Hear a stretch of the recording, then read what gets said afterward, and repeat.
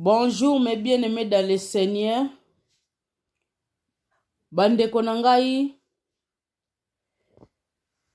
Oye kekuta ye na tango ya bonjour, bonjour na ye. Oye kekuta ye pe na tango ya bonsoir, bonsoir na ye bandeko. Lolenge kaka tolobaka comme momesano. Topesaka toujours matondo na mukolo pema. Bandeko si tomona mutu oyo azana mbongo minga sombaka na bavion akoka kosomba pema na ye azali te. Pema bandeko ezalaka na doki na montant moko oyo donc mutu akoki ne kosomba yango te quelle que soit richesse na ye. Yango na topesa aka matondo na nzambe oyo akelanga na yo. Bandeko na ngai. Totala banda oyo tobota mati sikoyo. Pema wana ezokute na combien epai ya nzambe. Me tozozwango kaka gratuit ndenge wana. Yango wana tozala reconnaissant na nzambe na biso bandeko na ngai. To revenir epai ya nzambe bandeko na ngai. Oyo azalaka musika na nzambe. Na pokwa lelo akamata decision aya pembeni ya nzambe. Ekozala malamu mingi. Bandeko na ngai nazali kotiela bino video oyo. Biso nyonso tolanda yango vraiment avec attention. Bongo tokoya sima na yango. Toko komante yango me bien-aimé. Bolanda video oyo vraiment na bokebi nyonso tout avec attention. Ekozala biso malamu makasi. Tango toko bando komante yango. Mutu na mutu a comprendre nini oyo tozali kolobelela. Merci beaucoup. Donc, explique-moi un peu. Tu dis que qu'est-ce que tu recherches précisément? Qu'est-ce que tu recherches précisément? Oui.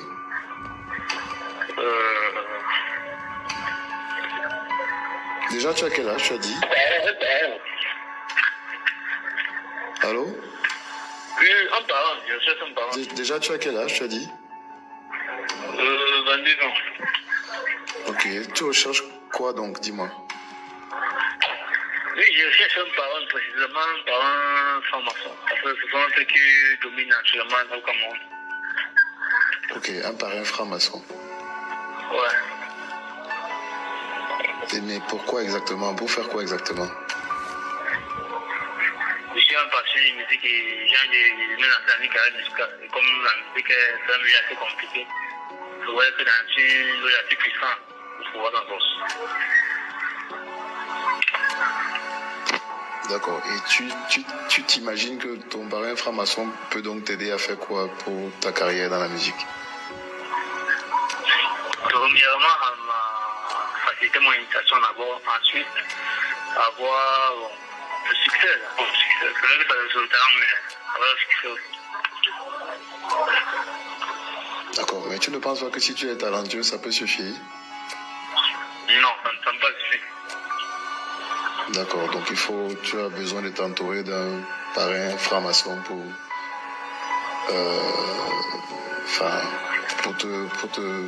booster ta carrière, c'est ça? Exactement. Est-ce que tu as conscience de ce que ça implique de très lourds sacrifices? Oui, j'en suis conscient. D'accord. Et comme je te l'ai demandé tout à l'heure par SMS, tu es disposé à offrir ta mère? Bon, généralement, chez les femmes, on ne fait pas le sacrifice. C'est plus du genre, on signe des pactes directs avec, le maître de ce monde, quoi. Mais qu'est-ce que tu penses que ces pactes-là impliquent? Tu ne sais pas que ça implique des sacrifices? Le seul sacrifice utile, c'est devant son homme. Ouais. Devant son? Âme. Mais finalement, alors, c'est toi qui es à la recherche d'informations ou c'est toi qui me donnes les informations? J'ai l'impression que tu es déjà bien informé sur comment ça se passe. Je me suis assez renseigné quand même. Mais si tu t'es assez renseigné, si tu es assez renseigné, comment tu n'as donc pas réussi à trouver un parrain jusqu'ici? Parce que ce n'est pas facile à trouver. Bon, j'ai aussi arrivé chez les Rosicruciens, mais ça n'a pas vraiment. Ils sont pas assez puissants. Ah d'accord, tu as essayé avec les Rosicruciens déjà? Ils sont pas assez puissants. D'accord. Mais tout à l'heure, tu me disais pourtant être disposé à donner ta mère. Oui, bon. C'était pas être net. Bon, je voulais juste voir si c'est vraiment comme un potentiel parent. Mais après, bon, j'ai senti que. Oui, tu as senti que quoi, exactement? Ça a commencé à dire au conseil et tout. Bon, ça, bon. Que vous n'êtes même pas d'abord déjà dedans. Et oui, c'est ça, tu n'en sais rien. Si ça se trouve, peut-être que je ferai la comédie. Si ça se trouve, peut-être que c'est un test. Donc, je me permets de te poser la question de nouveau. Est-ce que tu es disposé, si on te le demande, à sacrifier ta mère? Si nécessaire. Non, je veux une réponse toute simple. C'est oui ou c'est non? C'est oui. Sacrifier la vie de ta mère, plus précisément. Parce que c'est de ça qu'il s'agit. Oui, c'est ça qu'il s'agit.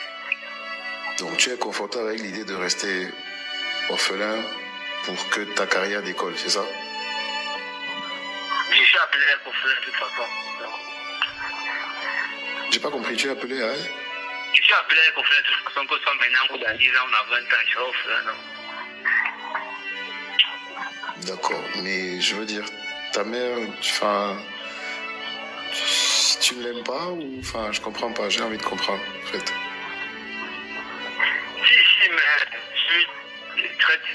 Bon, je suis assez déterminé pour arriver à la gloire succès. Donc... D'accord, donc je suppose que si ta mère, tu es disposé à la sacrifier sans hésitation, comme je pense que c'est le cas, ça peut être le cas, ce serait pareil pour... Enfin, ce serait encore plus simple pour ton père ou éventuellement n'importe lequel de tes frères ou de tes sœurs. Oui.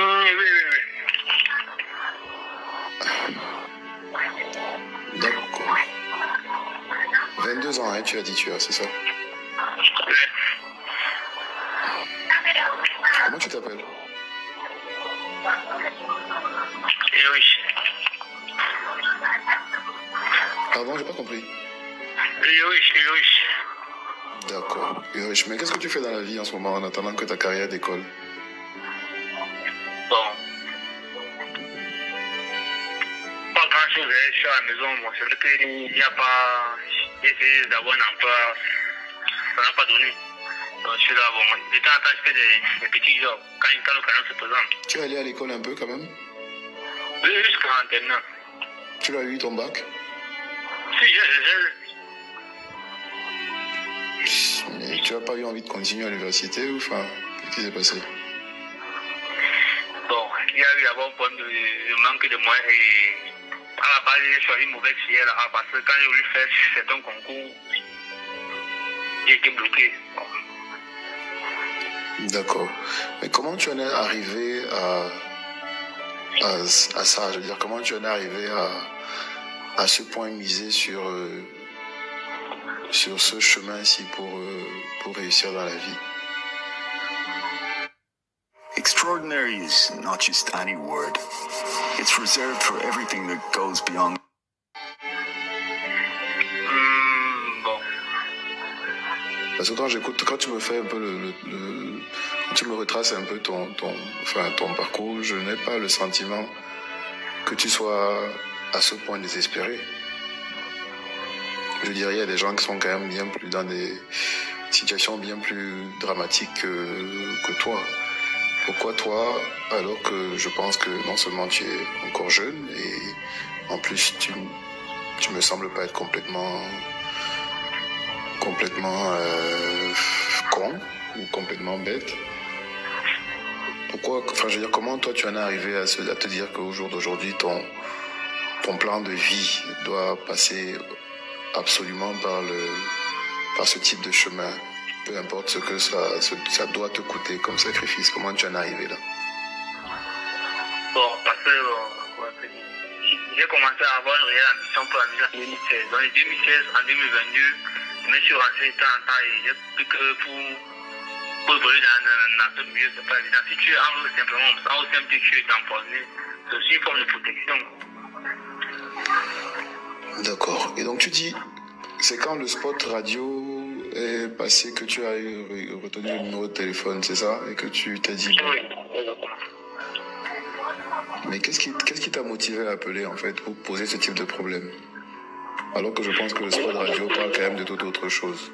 Et là tu dis que bon, Samsung, une maison comme Samsung, vous pouvez passer les plus grandes entités au Cameroun, où forcément vous êtes dans une autre puissance, dans ce que je me dis.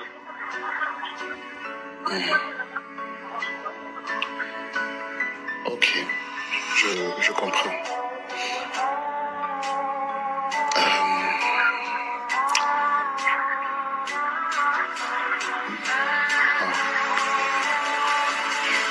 D'accord, ok, donc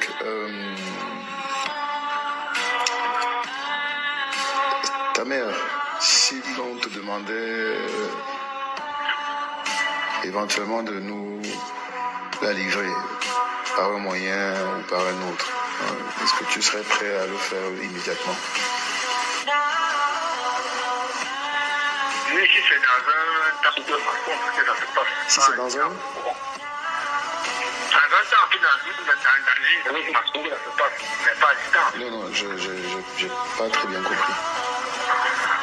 J'ai dit si c'est dans un temps ou dans une des autres dimensions que ça se passe, mais pas à distance. Ok, d'accord. C'est-à-dire que si éventuellement donc, on te demande de l'amener au temps, comment tu te débrouillerais pour faire ça? Non, sinon, quand même, ce n'est pas possible. Mais je me dis que bon, vous connaissez comment ça se passe, vous avez vos moyens à vous, dans le futur et tout.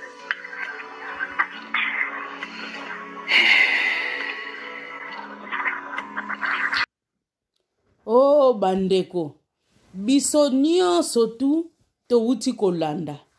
Tolandi video oyo, ngai personnellement nalandi yango avec attention.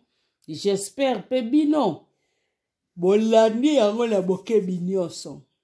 Bandeko bino nyonso tu boyoki.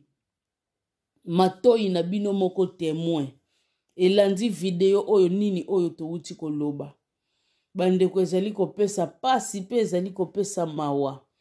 Na komona ba comportement ya boye. Vraiment oyo ezali kosalama na kati na bavi na biso ezopesa pasi. Totala jeune garçon oyo. Mwana aza na 22 ans. Bandeko. À l'époque, l'herbe biso tozo kola. Ozo mona pena mwana 22 ans ozo lire maturité na kati na ye. Ozo lire penza. Me bana ya sikoyo na yebite. Biso nyonso pe toza na bana na bandako na yebite soki bozali ko remarke yango. Bana siko maturité zoya penza nokite. Oromona ozo mone pena mama mobimba tata mobimba oromona kaka ke maturité oto benga akaba soso tele. Totala mwana na biso oya mobali leki na biso. Mwana na biso koko na biso na bamisusu pe yaya. Andimi na ye. Azo ndima na ye nyonso oyo bazoloba na ye. Epi ye moko. Akei nanu koluka soi-disant ndenge babengaka parrain. A parraine ye. Bandeko yo bali.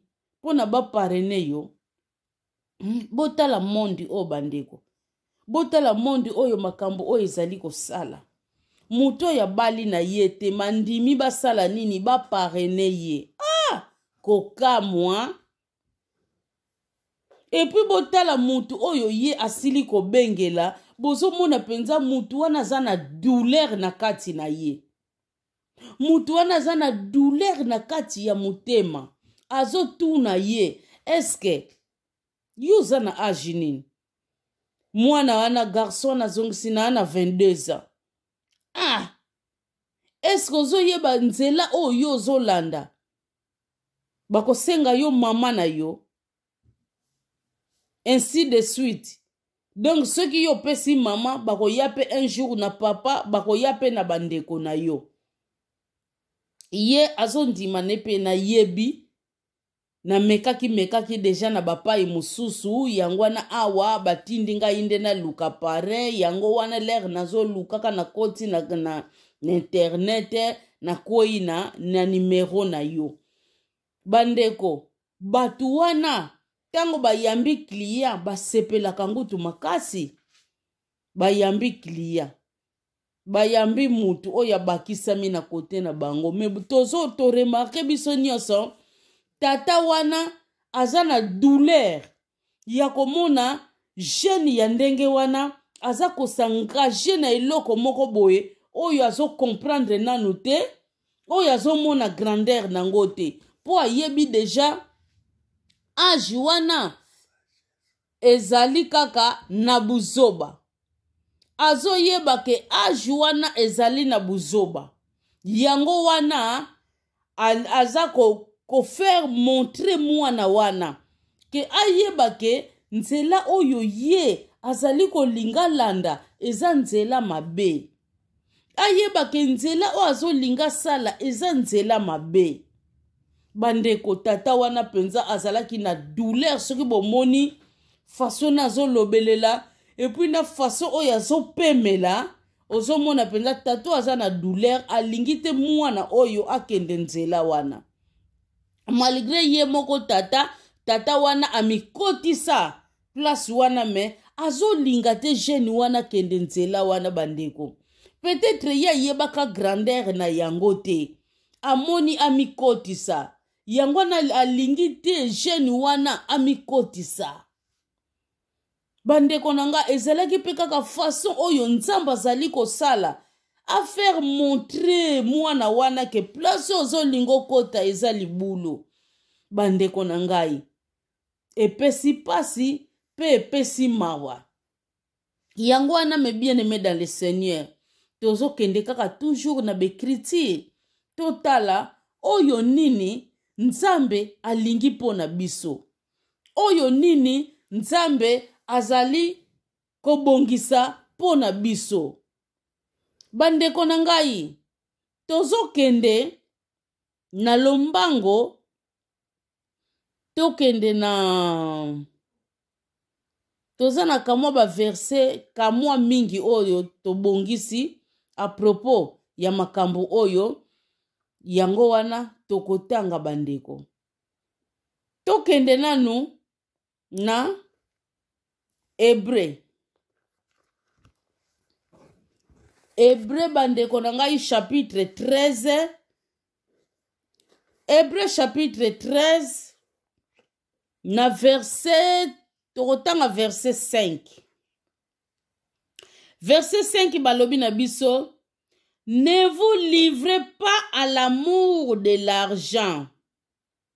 Contentez-vous de ce que vous avez, car Dieu lui-même a dit: je ne te délaisserai point et je ne t'abandonnerai point. Bandeko nangai, awa nzambe azali koloba na biso tomipesa na bolingo ya mbongo te bandeko. Tomipesa na bolingo ya mbongo te. Mbongo ezali malamu mingi bandeko nangai, yangwane ezali ko rendre biso ba service ya malamu, mais mbongo ekoma maître na yo te. Soki mbongo ebandi kokoma maître na yo bandeko, okobunga nzela,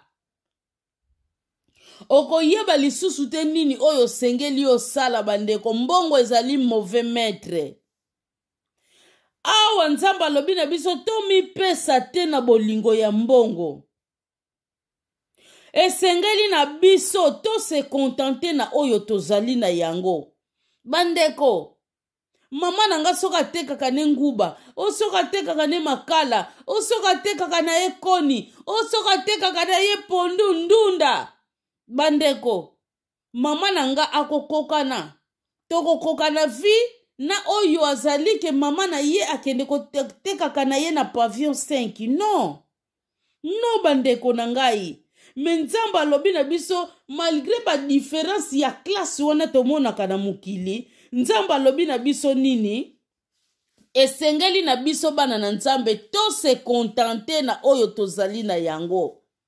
Bandeko na ngai to se contenter na oyo toza nango, mutu esengeli osepela na oyo zali na yango. Ezate ke misu na ngai ezotala kaka oh ya lola za nango nde bien falenga kaka nazwa yango. Oh ya jeja za nango bien ifale kaka ngai nazala nango. Oyo manunu aza nango bien sengeli kaka ngai nazala nango. Non, non, non, non, non, non, non, non. Non, vie ezalaka bongo te. Soki ngai mama bio nazwaka na ngai un likuta, esengeli na se contenter na un likuta na ngai wana. Nakoki kuanvie ya lendi te po ye azwaka 3 makuta. Ou bien mama Liza yazwaka 5 makuta. No bandeko na ngai. Nzamba lingi biloko wana te. Azoloba na biso na position na yo oyo zali na yango esengeli osepela na yango. Ozala na yango. O plaire na yango, o se contenter na yango bandeko na ngai. To tika ko chamisu na biso na ba oya batu. Alobi ye nzambe na biso oya zali. Hier, aujourd'hui, paix éternellement. Alobi na biso boye. Akoki kotika biso ata mukolo moko te. Akotika ka biso ata mukolo moko te. Pe akobandona ka biso ata mukolo moko te. Kotika o ezali toloba bandeko. Donc neti batiki yo. Abandon neti mutu moko penza doki kotika moko ya libele. Donc ne kosundola, c'est ça. Kosundola. Donc abandonner kosundola. Mais bien aimé, jamais. Alobi akotika biso ata mukolo moko te, pe mukolo moko te akosundola biso. Bandeko na sisi balobi, c'est donc avec assurance que nous pouvons dire le Seigneur est mon aide. Mais bien aimé, toloba yango avec assurance que Seigneur azali aide nangai. Que peut me faire un homme si Seigneur azali aide nangai? Mais bien aimé, toloba yango avec conviction, donc avec assurance.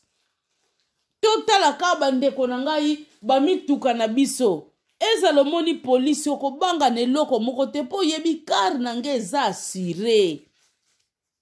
Mais soki oza na assurance te, tomonaka yango, okomona soko moni kaka teni wana, motema na yo bando beta mbangu, oza doko oza susu à l'aise te. C'est ça. Oyo loko assurance oyo kokolo banabiso. Donc mutu moko aza assuré ne loko wana zo banga te loko te me bien aimé. Biso siko toza assuré na nzambe wana. Tango toza assuré na nzambe wana, en ce moment-là, tokoloba le Seigneur est mon aide. Mais bien aimé, nzambe ye wana zali aide na biso. Nzambe ye wana zali lisungi na biso. Mutu na mukili akosala nga nini? Bandeko ba bien ya mukili yango ane zali lisungi na yo te. Totala jeune garçon na biso wana bosani ke nzambe oya kela ye mutu azali musungi na ye. Me ya bosani nyonso wana amoni ke donc lisungi na ye ekeuta kaka na banzela wana. Bandeko batu wana bapesaka avec ba condition. Biso nyonso toyoki yango bie bazotuna ye okozala prêt ya ko sacrifier mama na yo.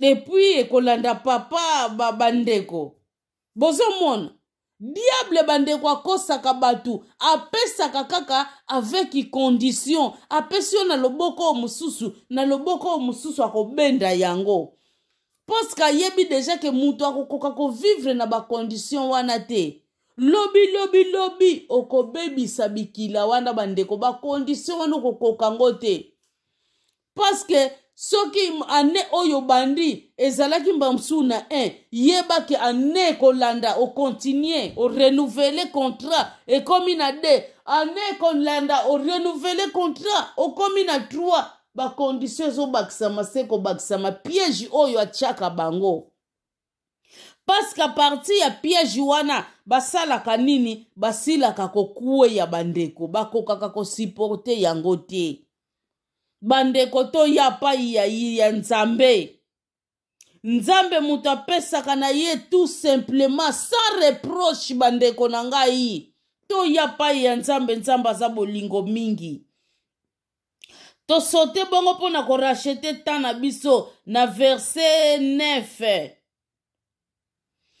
na tobanda na 8 mes bien-aimés balobi na biso awa Jésus-Christ est le même mes bien-aimés Yesu oyo akufelaki yo balobi aza le même aujourd'hui et éternellement hier aujourd'hui et éternellement bandeko belela na kombo na Yesu Masiya nyonso tu bandeko tango kako respecter ba principe ekopesa mela yo aza le même hier aujourd'hui éternellement change te na 9 bandeko balobi na biso nini na 9 balobi na biso ne vous laissez pas entraîner par des doctrines diverses et les étrangers, car il est bon que le cœur soit affermi par la grâce. Mes bien-aimés, cœur na yo mes bien-aimés, esengeli ezala affermi.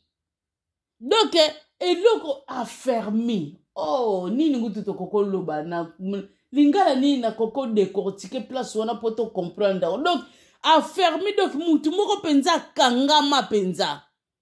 Akangama bandeko na ngai. Poker notango ezali affermi mes bien-aimés, oko se laisser faire te entraîner na ba doctrine oyo.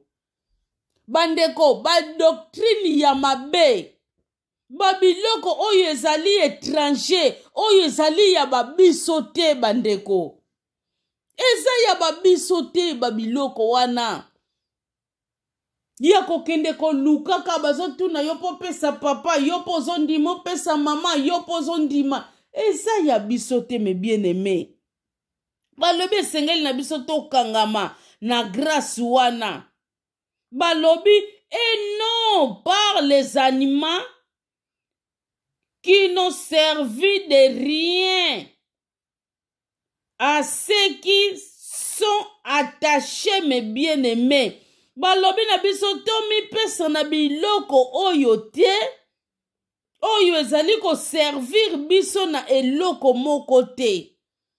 To s'attacher na babiloko wana te. Parce que parole elobi ezo servir biso na eloko te. Totala mwana oyo jeune garçon oyo bandeko misu na ye ezakaka brake na babiloko oyo eko servir ye na eloko te. Soit disant pona ye ayembaka alingi asala ba succès alingi mutu nyonso atia yeka bandeko biso ba para bandeko tokeba na bana na biso surtout ba misala oyo ezalaka mingi oyo toalaka na musicien moko boye ayemba à l'époque na bitanga kombo na ete biso nyonso toyebi ye akufa pe deja loba koyeba na baninga ezali ngambo baninga oui koyeba na penze ezali ngambo totala koyeba na bandeko eza ngambo ovandi na yo kaka bato babetelaka yo maboko pa bandeko ezali ngambo bandeko na ngai yango oyo bandeko tozala fermi na grâce o nzamba pesa biso ya ofele bandeko o ngai na yo to dépenser na biso eloko te seulement totosa kaka o nzambe alobi na biso ke tozala tire na babiloko moko boye oyo eza koservir biso na eloko te mpo babiloko o bandeko ekoservir mwana oyo na eloko te kutu ekosala nini ekodetruire ye bandeko na ngai tolongwe bongo na Hébreu epai tozalaki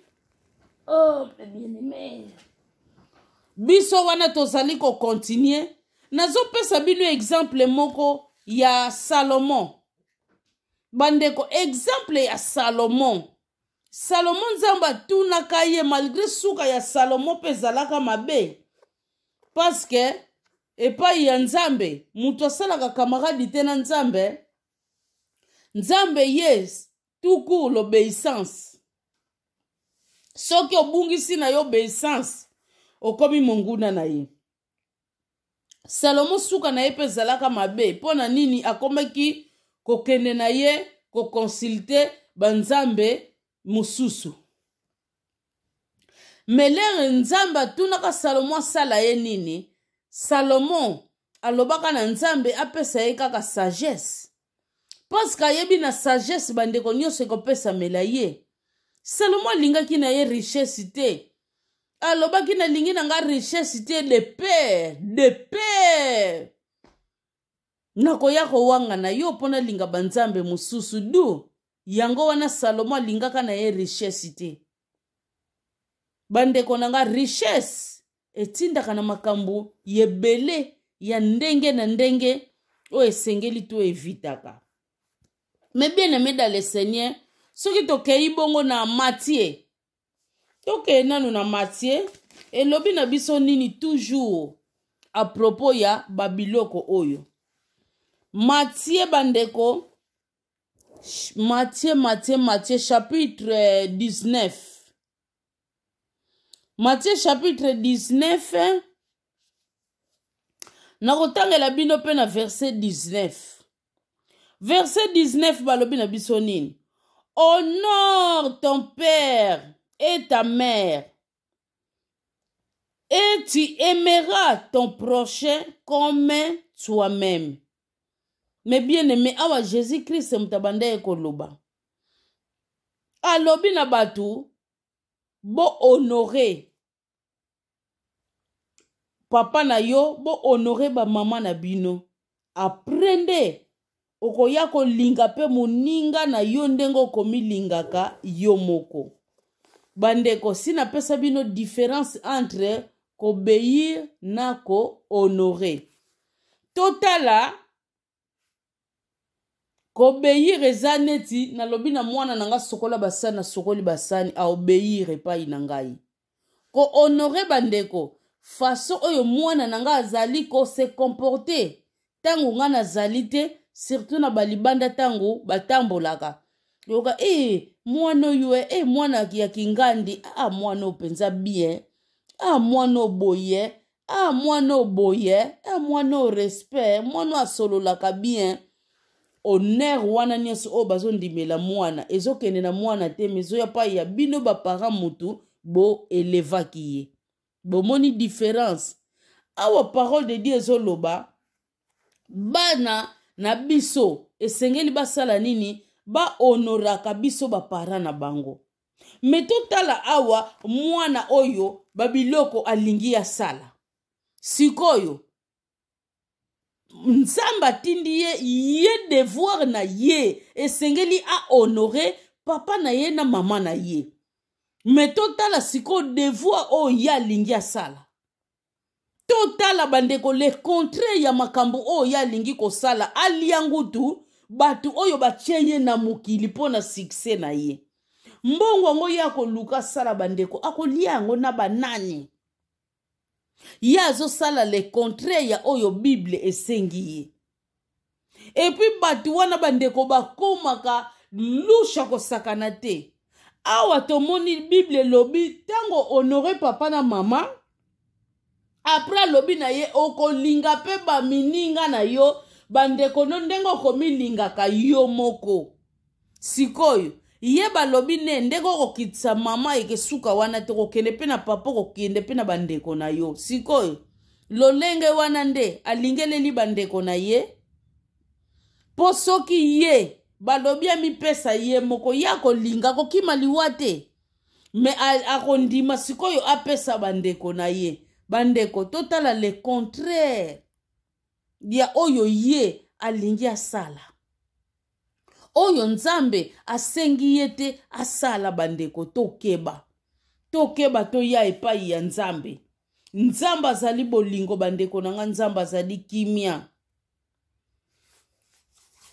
to revenir epai na ye ezali malamu te bandeko n'est-ce pas na kati kaka ya Bible parole de Dieu ezoloba na biso oyo azali kotravaye te alia te oyo azali kotravaye te me bien aimé alia te na mukili pe balobi na biso ke vie ezali ya bakourage bandeko vie eza ya bakourage yo lingi kozala kourage te ovandi kaka sikoyo okoganye vie yango ndenge nini bandeko vie baganiaka yango na banzela oyo te eloko biso batu tokoma kosala mingi okomona kaka nzambe kaka no bandeko toti kaka moko pe kolobaka kaka nzambe kaka toyebake nzambe ndenge asalela mokili na ye pari ya nzambe ezali pari pe ya yo mutu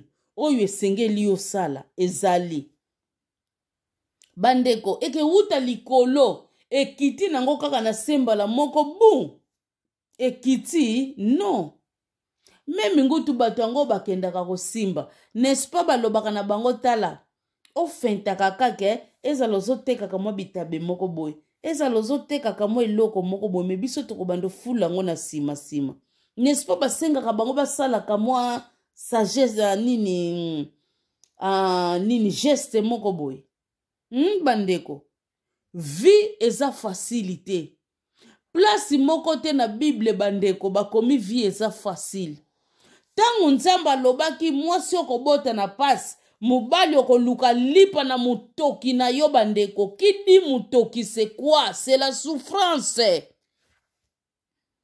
na mutoki no wana ale oasocie nde nzambe adirige yo na nzela na yo me soki yo vandi bandeko na ngai olingi kaka ozwa ngo avec facilité yango ezotindaka na bapratiki oyo yango ezotindaka na babuzoba o bandeko oyo azali kosala te bandeko kolia pete yango mbala mosusu ndeko moko boye balobi natiela bino yango pe balobi tokomi kobanga na koyeba na basante ya bato mpo kosenga eleki bandeko okosalela vi na yo okoresir vi na yo na kosenga non tu dois travailler esengeli osala bandeko so métier bandeko ezalaka te mbongo nyonso eza mbongo lere ebimaka eyebanaka te oyo ewutaki na biro na oyo ewutaki na kipusu bandeko na ngai soki totangi na Matthieu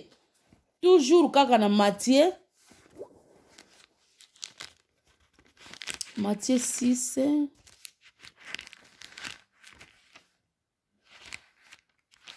nakotanga na Matthieu 6 na Matthieu 6 balobi na biso nini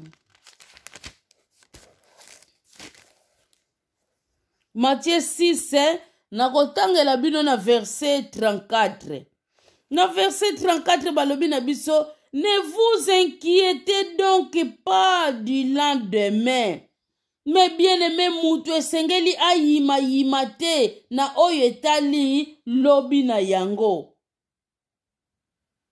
mutu esengeli ayima te car le lendemain aura soin de lui-même mais bien aimé to tira attention na biso à chaque jour suffit sa peine. Mais bien aimé, à chaque jour, mes bien-aimés, suffit sa peine. Tozali ko vivre ngai na bino na à chaque jour suffit sa peine.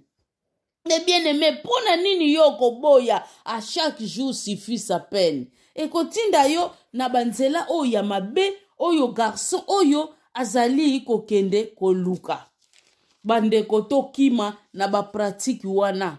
Nzambe alingi ba pratique wana te me bien aimé. À quoi ça sert na muto gagner nyonso ya mukili o perdre place oyo yo ebongeli otia amena yo. Nzambe alingi biloko wana te. Bible lobi to linga mokili te bandeko, to linga mokili te. Parce que ba convoitise bakambo na yango nyonso tu ekoleka un jour. Kasi yo bandeko, yeba ke oza na compte à rendre, oza na jugement un jour. Nzoto oyo bandeko euta na mabele ke zonga na mabele. Bongo amina yo euta lisu na mabele. Eke zonga na kolo nango bandeko. Eko represente yo. Siko na ba pratique ya boy. Ndenge bango moko bakoma koloba na lingi nanga souffrance te. Na lingi souffrance te ata na sali ndenge nini na okufa nanga kaka te. Duna sepela nanga yi kaka. Bandeko. Boyebi douleur oyo ngutu to mona ke na musuni boy. Eza ngutu mukie ke par rapport douleur ya elimu. Oyo amina yo eko vivre. Donc eko zala na intensité moko boye oyo kokoka ko mesurer yango te. Yango na siko eko zala pon éternité. Bandeko, yango na biloko oyo penza biso sengeli to chaka. Yango na sengeli biloko oyo biso to landa, non? Oko vivre bien na mukili oyo eza pona temps muke bandeko. Contente-toi de ce que tu as, à chaque jour suffit sa peine. Bandeko na ngai. Tokene na proverbe. Proverbe chapitre 23, nazotanga na verset 4. Na verset 4 balobi na biso nini awa? Ne te tourmente pas pour t'enrichir. Oh mes bien-aimés. Balobi na biso esengeli o se tourmenter te pona koenrichir. Ni applique pas ton intelligence, mes bien-aimés. Kokotis intelligence na yote na verset 5 balobi na biso. Veux-tu poursuivre du regard ce qui va disparaître? Va poser biso question car la richesse c'est fait.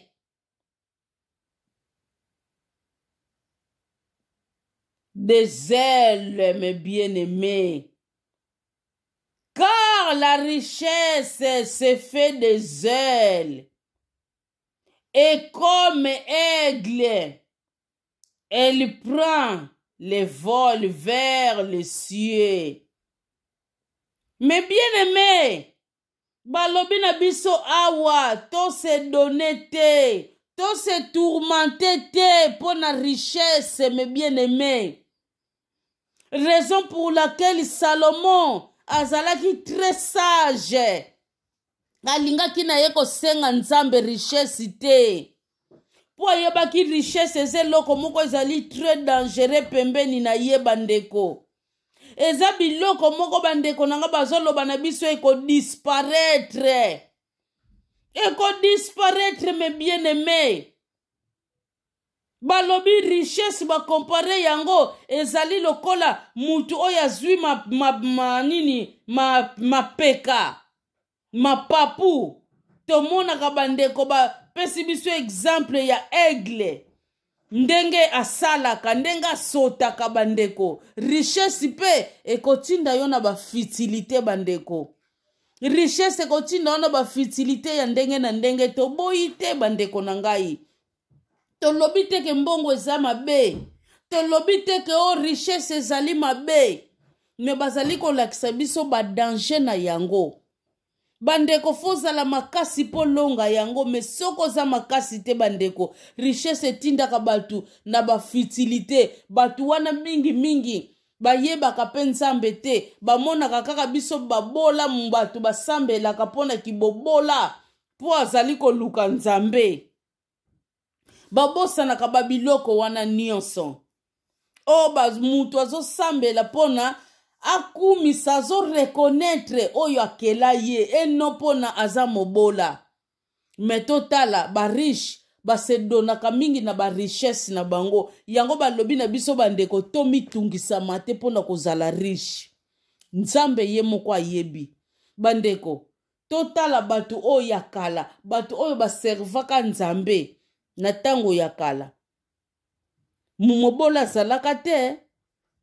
Batu wana mingi bandeko bazalaka na mbongo makasi misusu ngutu bakiti babandaka kovandela ano. Me bandeko na ngai. Batu wana bazalaka na bibwele moko donc incroyable mais vrai.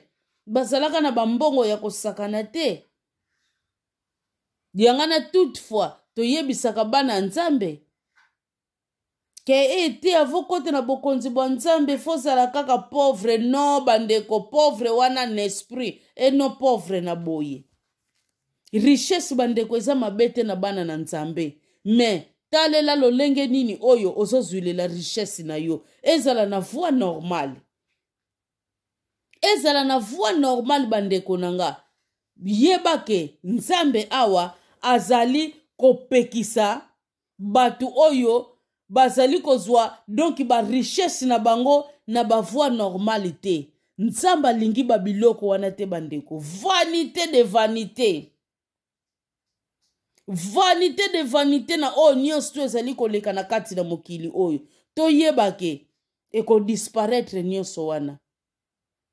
Bandeko nanga vraiment epesi pasi pe epesi mawa na jeune garçon oyo. Mais Nzambe azali bolingo, Nzambe azali kimia bandeko biso etanke ba parents to monaka ba biloko oyo nyonso tozala éveillé. To priaka pe mingi pona bana na biso totala makambo ndenge zoleka. Tala tata wana na mama wana. Ti mwana na bango azosala ba biloko oyo nyonso. Tata na mama ngutu bayebi na bango te. Bamoni kaka mwana yembaka na ye me tala mwana banzela azali kokende. Mwana azali kokoma monguna na bango. Azoluka ngutu asakrifie bango. Papa na mama bayebi te. Bandeko toyeba bien kwa encadrer bana na biso. Malgré air moko balingaka na bango pe koyoka te. Oyo tozolakisa bango bango bazomona kaka mabe. Mais to continue kaka bandeko. To continue kaka kolakisa bango nzela oyo ngai na bino tondimela. Et puis beaucoup prier. Po mwana ya lolenge wana bandeko. To prier makasi. Beaucoup prier mes bien-aimés. Exemple na kopesa Adana Eve mwana oyo bana babota ki mibale. N'est-ce pas babota ki bana mibale? Bandeko kaka na bana mibale wana babotaki moko abimaki ya bienzi moko abimaki ya mabeti. Eske Adana Eve mutu basalaka shwa na bango? Non. Kaka na batu wana o bazalaki beni. Mais baboti ko ya bien baboti pe ya mabe. Ça peut arriver bandeko.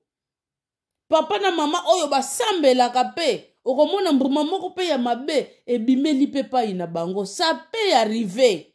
Bino batu bolakisaka batu babisapi. Mwana nteli wane. Mwana ya boye. Totala Kayen na Abel. Bandeko Kayen abomi muninga na ye.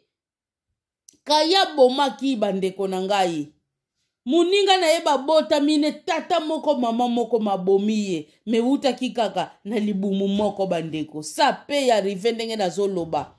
Kaka na libota wana basali baboti basala Nzambe. Kaka na libota wana bokomona mba mususu kulu na pa bimi wana.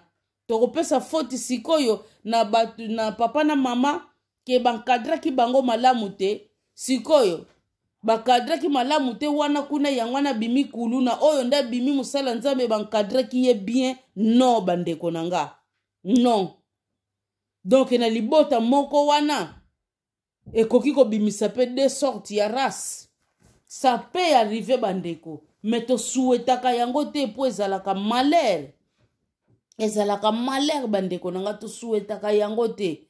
mais exemple tozopesa na bino batu oyo bolingaka kolakisaka bana batu misapi kolinga kolakisaka bandako ya batu misapi yango tozolakisaka baexemple oyo bandeko na nga vraiment epesi pasi mpe mawa tomipesa epai ya nzambe tokangama epai ya nzambe mpo lolenge ya mwana ya boye soki ekutameli yo na ndako tipa yazokende kolukaka sakrifie bino ntango ekuti bino na se na bunzambe moye akoka bino ezali te adefo ye moko akolekana soki ye moko mpe alekani te akokoka te bandeko nga na na témoignage moko ndeko na nga moko boye bazalaka na capital mwana ake uni na province mwana lere ake kuna tala kaka influence ya libanda ya bakamaradi bamemie na banzela ya mabe bandeko bakoma ekokende koteka na babiloko moko boye ya bamoto na babwati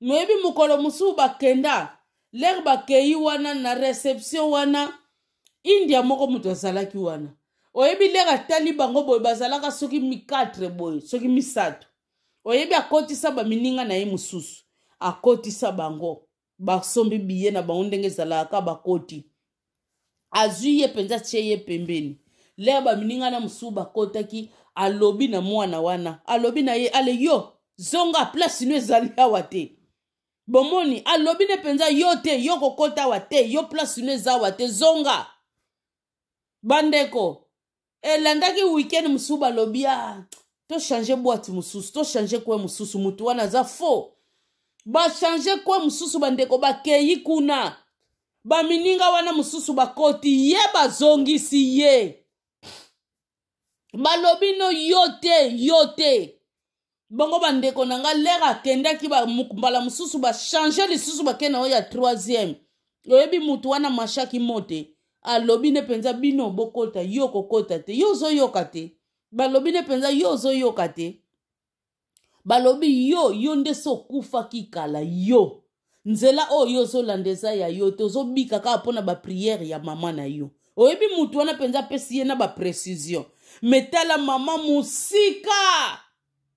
musika oyo azalaki soki 3 heures du temps soki 4 heures du temps basololaka mpe na mwana heure nyonso te me totala bapriere ya mama ndenge elandi mwana na ye na uni kuna place akendaki yango bandeko na nga kokangama na nzambe eza malamu mingi koyeba nzambe bandeko eza malamu mingi mpo ezocouvrir na bana na biso partout oyo bazali kokende quelque soit bakoderaye nzambe wana azoprotege toujours azolakisa toujours nzela azotiaka toujours bakale j'espère biso nyonso tu tolandi video wana bien tolandi intervention na ngai bien tika te nzambe wana akota na kati ya mitema na biso apesa biso sagesse ya koleka ekozala malamu mingi toclôturer na mot de prière to prier Seigneur Dieu Tout-Puissant, Papa tokumisi yo pe totondi yo pamba to ozali malamu. Seigneur Dieu, omoni video oyo, oyoki video oyo avango tungana yoka yango. Seigneur, tala libota na yo, oyo nyonso tu basambelaka yo kati na solo, oyo nyonso bazali kokutana na mikakatano ya ndenge na ndenge na nzela ya bana. Seigneur, zala protection pona bango. Tika te makila o Jésus Christ asila ya kosopa na ngomba ya Golgotha. Croix o ya sila ki komemela bango. Kolo esala musala nango na kati na bomoi na bango. Seigneur Dieu, merci papa. Na oyo nyonso tu tosengi na o tosengi te. Kolo yo sondaka mitema na biso oyebaka nini o toali na yango posa. Tambusaka bana na biso na kolinga na yo. Tambusaka biso moko bandeko na kolinga na yo. Papa na makasi na biso moko to okoka eloko te toza ba pécheur liboso na yo. Seigneur, kasi na bolingo na yo tozali toujours kotikala liboso na yo. Seigneur, yoka mawa na biso moko to kokoka te. Tika te Saint-Esprit na yo toujours ezalaka guide na biso papa. Merci kolo. Pangosa ma ya miso oyo ya bana na yo bazali kolela na monde entier oyo bana bazali kotungisa bango papa pangusa bango ma ya miso pesa bango solution na nyonso kolo merci pour l'exaucement ya prière oyo tosengi na tosengi te Seigneur de grand Dieu lekana na kokokisela biso yango au nom de Jésus-Christ de Nazareth nous te disons amen amen amen. Mais bien aimé lolenge kaka tolobaka dès que Jésus-Christ azongi te tokokutana na bino na numéro mususu. Que l'Éternel Dieu vous bénisse. Bye bye na bino.